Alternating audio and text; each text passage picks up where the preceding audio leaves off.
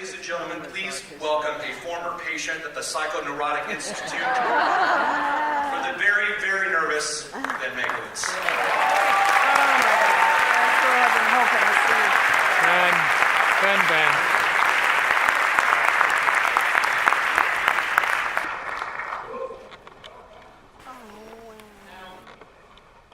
I gotta do the thing over there because by the time I get here, the applause dies down and then it blows. All right, so thanks for coming tonight.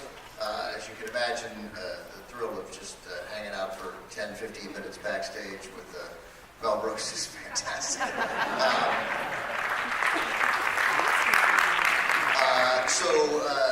By way of a brief introduction, which I suspect very few people in this audience need, nonetheless helped create the 2,000-year-old man, something you might have forgotten, along with Buck Henry, created Get Smart on television. And his movie credits, well, they're all right. Blazing Saddles. History of the World, Part 1. Silent movie. Young Frankenstein. The producers. Dracula dead and loving it. Robin Hood, Men in Tights.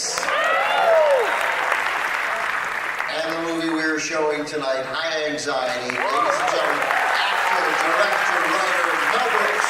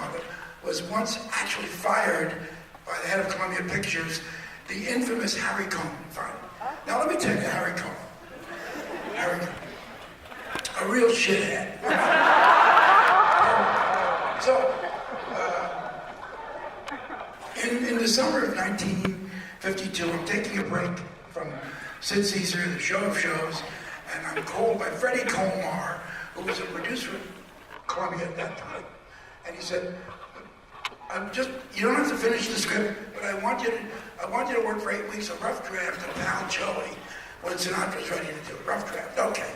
And I said, and we can pay you $1,000 a week. And he said, I don't, what happened? I said, turn around, I'm there, you know. I was getting like $250 to write to the show of shows, $1,000 a week. So anyway, I flew out in my own plane. No, I flew out to California, and I'm working at Columbia. Pictures. I'm on the 3rd floor. And I got a desk. I'm a writer. I have a yellow pad. I have a pencil. I didn't even know how to type, but I knew how to write. So. Next to me is a guy called Alfred Hayes, a very good novelist, who was working on a picture for Columbia. He had written a best-selling novel about a GI in Italy called The Girl on the Via Flaminia. Wonderful book. Alfred Hayes, beautiful book. And he's my buddy, and he's also from Brooklyn, and we're going to lunch together. And one day we come back from lunch, and his name is not on the door. You used to have your name slip in, printed and slipped in the door, slot. And so we're looking, Alfred Hayes, where's your name? Where the hell's your name? No, it's not there. So he calls down, and he said, excuse me, but my name is not on the door, and we can't find it on the floor. And So, and that's the way he found out that he was terminated. They fired him, and he kissed each other. He left. He went back to Brooklyn, and but I couldn't sleep, and I can always sleep no matter what. So the next morning, I followed the janitors into Columbia at 5:30 in the morning. I was a little nuts. I went on the third floor, I took all the names out, and I put them on the first floor. I swear to God, I took all the names out of the second floor, and I put them on the third floor. Every fucking name in Columbia was changed.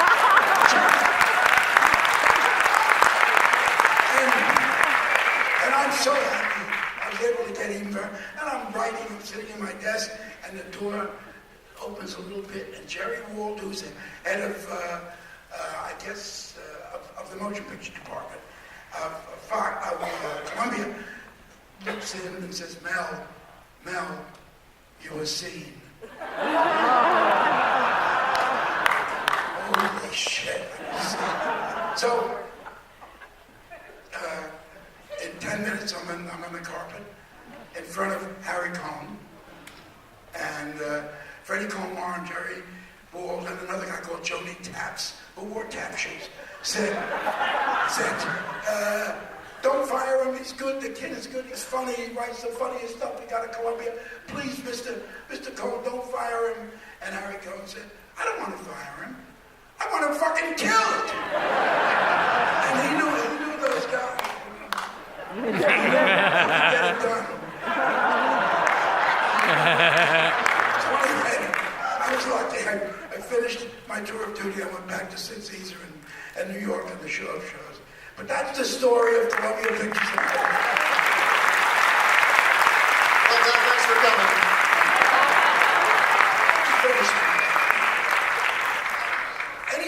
And I will answer every question. Not perfectly truthful. I'll bend it a little bit, but I'm glad to be here and I'm glad to lie to all of you. Okay, so let's is to have you do like Mystery Science Theater during High Anxiety and tell everybody whatever Hitchcock reference. How many Hitchcock references do you think there are in this movie? There are about 17. 17? There's So when I was sitting with Hitchcock, we saw a rough cut, and we did the shower scene. Barry Levinson has a rolled up news. Barry Levinson was one of the writers. And sitting in the audience somewhere was his partner who wrote the movie with Barry and me and Ron Clark. So there's Ron Clark and Rudy DeLuca somewhere in this audience who wrote High Anxiety.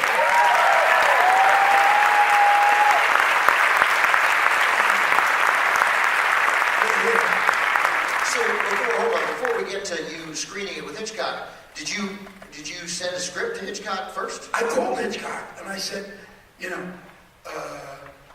at first I said, Your Highness, this is he said, I've seen Blazing Saddles, I love your stuff, you can talk to me. I said, okay. And he said, I told him what I wanted to do. I want to do a pastiche of Hitchcock films and have fun with the people, scenes that everybody, would reference. So he said, come over. So I came from Fox, I drove over to Universal, it's in the Valley. I drove over to Universal, and they had a wonderful little setup with a special dining room as well as his office, and he served tri-tip, which is like a little triangle piece of beef. I never had it. It was great.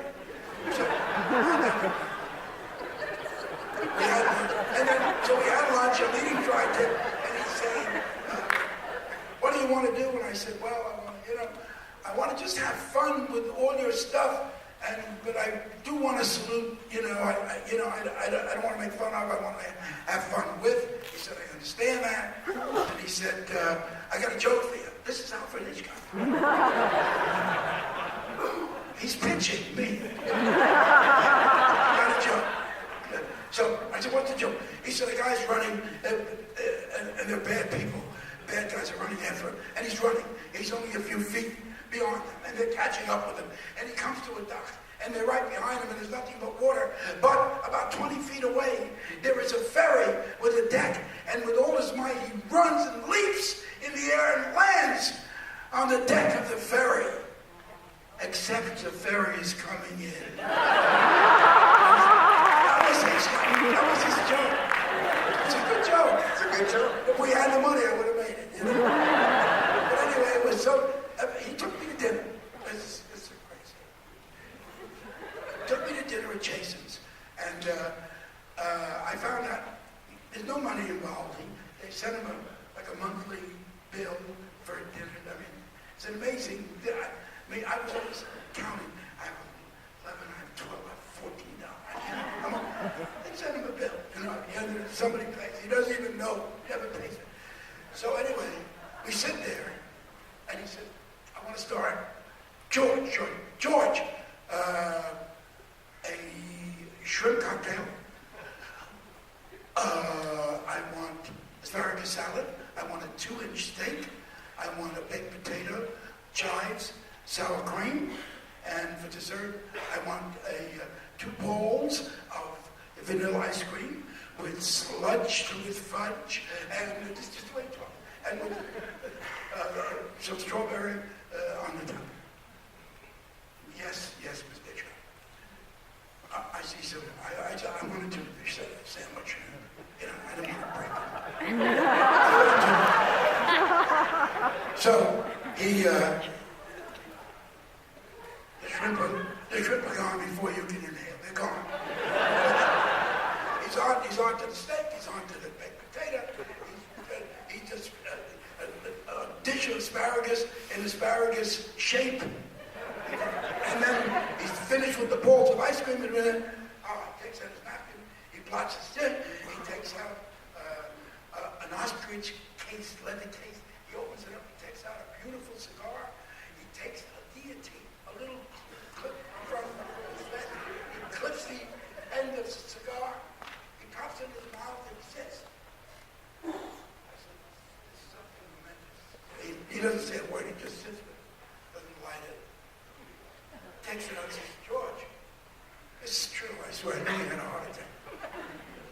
He said, George, I'm feeling a bit peckish. Do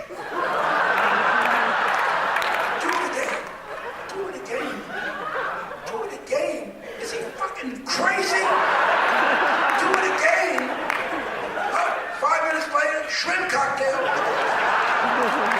Baked potato with sour cream. He went through it, and I said, I didn't know where to run. I didn't know what to do. I said, this is crazy. I'm not even finished with the tuna. I have a half a tuna fish sandwich. Anyway, that's a true story. It's amazing. Documentary with the Blu-ray version of High Anxiety, you say about Alfred Hitchcock, you tell that story and you say, yeah, Alfred Hitchcock, he was good with cutlery. It was better than Errol Flynn. So anyway, we were sitting. I showed him a rough cut of High Anxiety, and on the screen it said, "To the Master of Suspense, Alfred Hitchcock," and he did a little sniffle. It was very nice. And then he watched the movie. He didn't do anything. When the shower scene came on with Rudy DeLuca was out there, his partner Barry Levinson played the bellboy. By the way, both Ron Clark and Rudy DeLuca are in this picture. Ron Clark plays a patient who is getting better until Harvey Korman tricks him into going crazy again. You'll see Ron Clark. And Rudy DeLuca is not a good person. And he's not even a good person in real life. His wife will tell you he's out there. And he's the guy that punches through the telephone. Where's me? And he kept and with Rudy and I, Rudy kept saying, "Come don't worry, Mel, it's candy glass, it's candy glass. I said, all right. He says, it's candy glass. Nobody can get it, it's candy glass. Action, boom, ah, ah, ah. There's candy glass sticking in my neck. It's a candy glass. Anyway, it's a good story.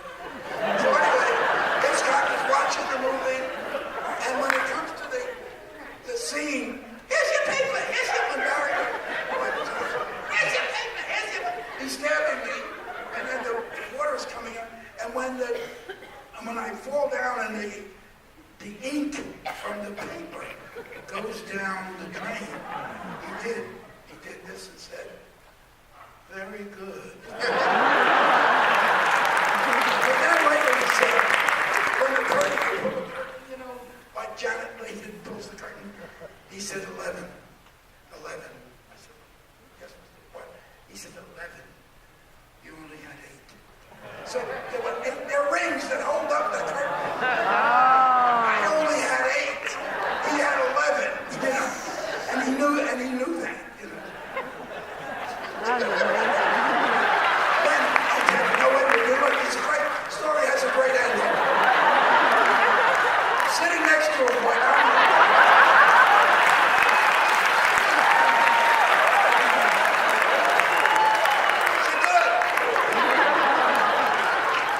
so he's sitting next to me.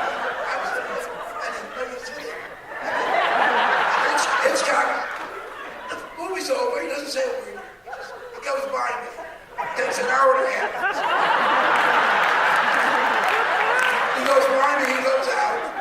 And I'm brokenhearted. He doesn't say a word about the movie. I go to my desk next day at 20th Century Fox. A guy comes in with a silver box. I rip off the silver packaging, and it's a box of wine with a note. It is a box, by the way, of Chateau Aubryon, 1961. It's priceless. Priceless. That was his favorite one. Priceless. You may have come from a cellar. And with a little note on the box, Mel, have no anxiety about it, high anxiety. It's a truly wonderful picture. Love, Hitch. So, tears. That's the story. I hope you read your question. So I like Ben Aykroyd. I watch him all the time. I'm so glad to be with him. I'm glad we're all with him. And this is amazing. Tonight is truly amazing. I don't go on a stage, ever, unless I'm paid a huge sum. That's true. And here I am tonight, 0. We love you, Mel! Among the Hitchcock references in the movie, you have the icy Hitchcock blonde, you have Madeline Kahn.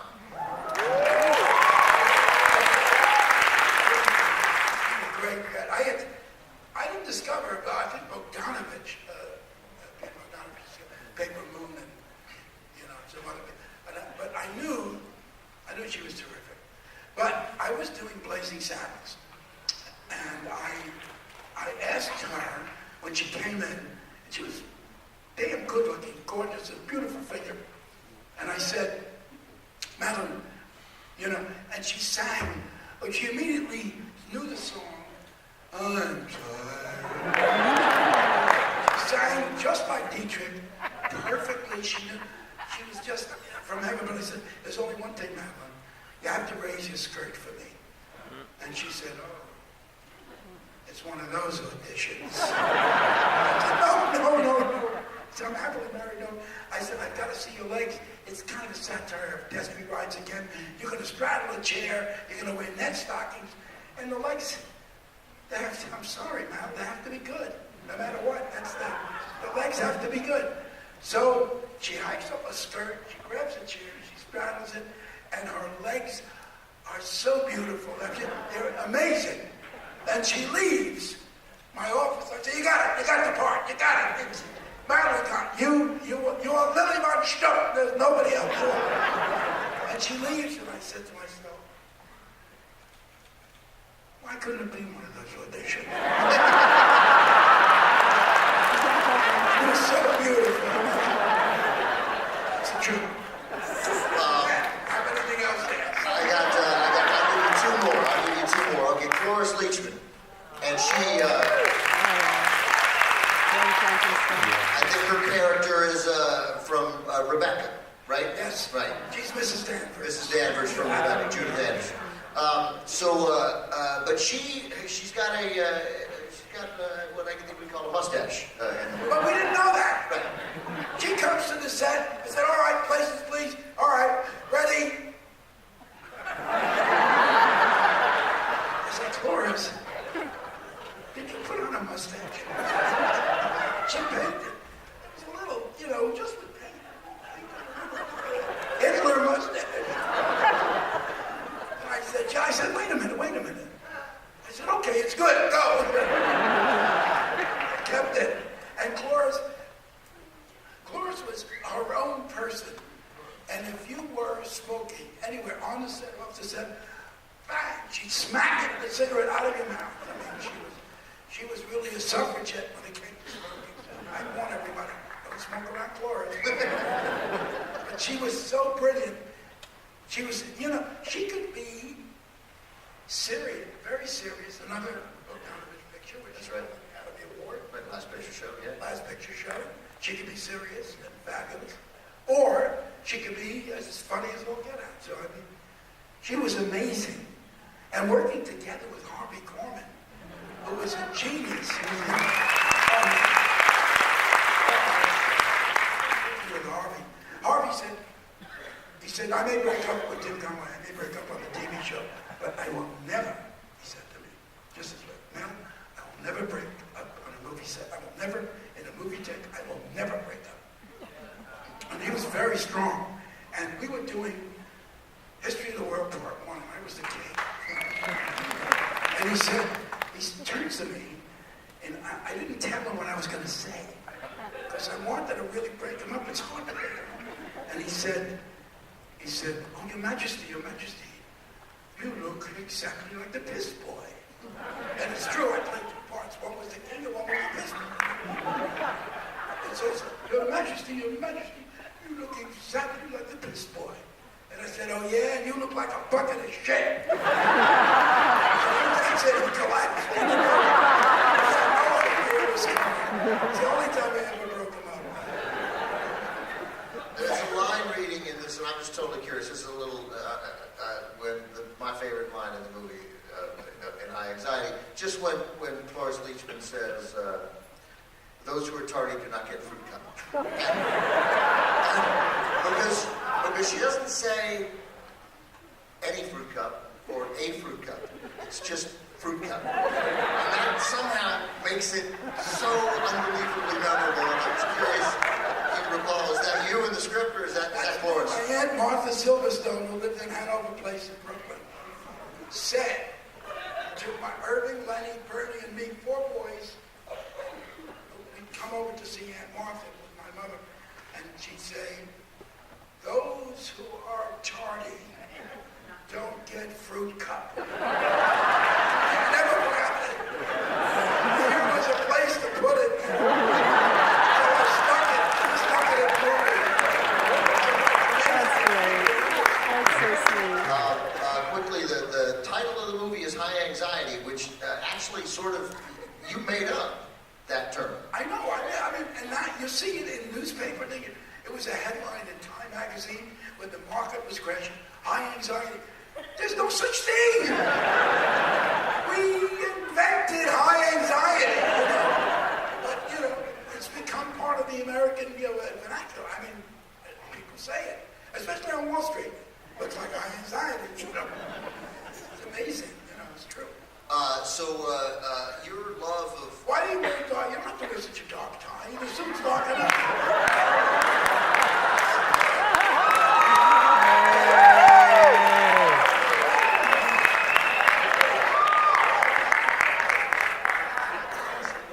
Tony Curtis always said that a gentleman should leave at least 2 buttons open on every shirt. It was rude.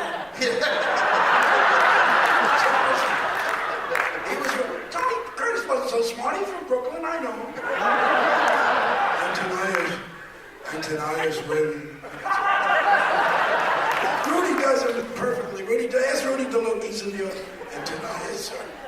I do not come here in vain. Okay, so we gotta go, but I got to. It's good. You're gonna like the movie even better than this. I don't think they are.